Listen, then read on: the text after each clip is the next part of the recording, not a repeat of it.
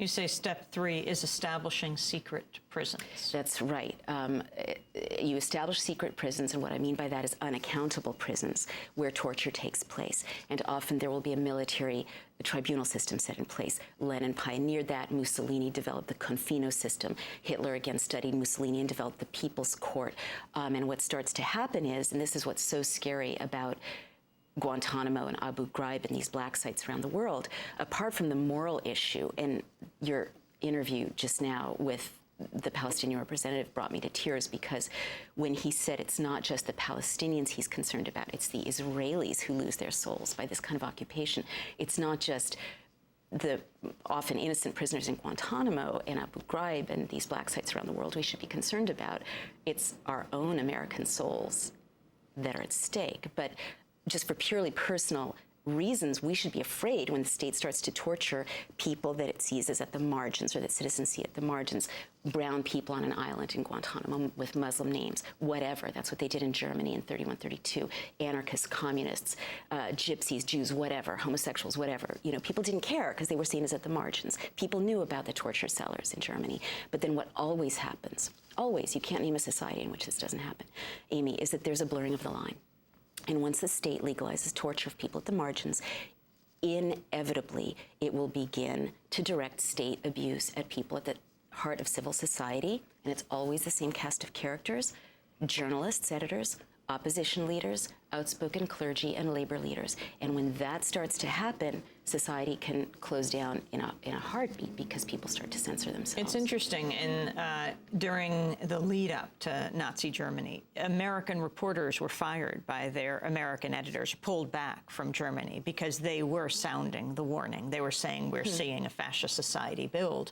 And they were told that they were biased, they were not understanding the circumstances in which Hitler was rising up. People were concerned about their economy. They had been devastated, and that they were being alarmist. Interesting. That's really interesting. I mean, I'm immediately thinking, as you say that, which I actually hadn't known, that I'm thinking of a lot of books I've been reading lately about deep U.S. involvement. Some corporations were deeply involved in Nazi Germany, making millions, like IBM. How did they round people up so quickly? You know, in Germany, when they were rounding up the Jews so fast, it's because IBM had developed this prototype of a punch card system, and they were secretly working with the Nazis. Prescott Bush, Bush's grandfather, was making millions in consolidation with Krupps, the Thyssen, and it's very interesting to me because in the Nuremberg trials, they went after these industrialists like Krupps. And so there was a moment at which the Nuremberg trial was about to identify supporters of these war crimes who were U.S. collaborators. But they didn't. But they didn't. But I think it's interesting that there is that historical memory in the family. It's the question of who controlled the trials. Right. It's the question of who controlled the trials and not wanting their own people to be involved. You talk in 4, developing a paramilitary force and surveilling ordinary citizens. Yeah, that's another big one. I just want to note about the blurring of the line, why we're in such a moment of danger right now. The president has said that he can say, Amy Goodman, you're an enemy combatant. Naomi Wolf, you're an enemy combatant. This guy behind the camera, you're an enemy combatant. Person walking down the street, enemy combatant. And it doesn't matter that we're innocent U.S. citizens. I mean, we could be Republicans, we could be evangelicals, doesn't matter. He can take us, and if he says it's true, that makes it true because it's a status offense. And he can put us in a 10 by 12 foot cell in a Navy brig in solitary confinement for 3 years, making it difficult for us to see our families, to contact an attorney, to get charges filed. They can't torture us yet, though I was chilled to learn that an advisor to the White House was reported in a British newspaper yesterday as not ruling out waterboarding against U.S. citizens. However, psychiatrists know that prolonged isolation makes sane people insane. That's what happened to Jose Padilla. So, you know, when I say everyone's got their moment at which they start to silence themselves, the day I read in the New York Times that someone I identify with has been named an enemy combatant and is sitting in a Navy brig in isolation, that's when I'm going to stop talking in a context like this, because that's when I will become too afraid.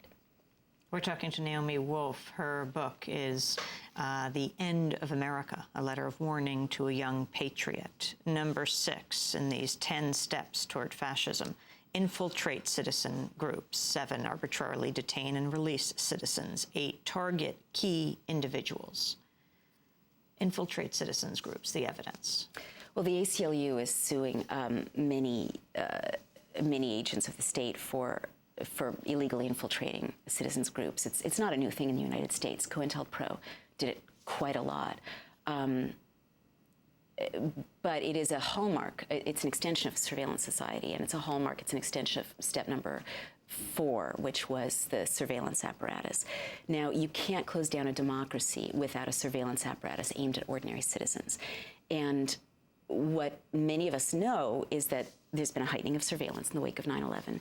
But what we've got to understand is that our country is unique right now in directing the crackdown on civil liberties and surveillance at citizens.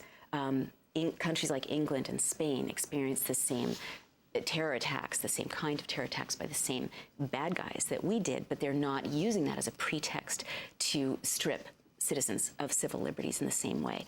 And what is so terrifying, again, Italy had a surveillance apparatus. People were informing on each other. Germany, surveillance, the Stasi in East Germany.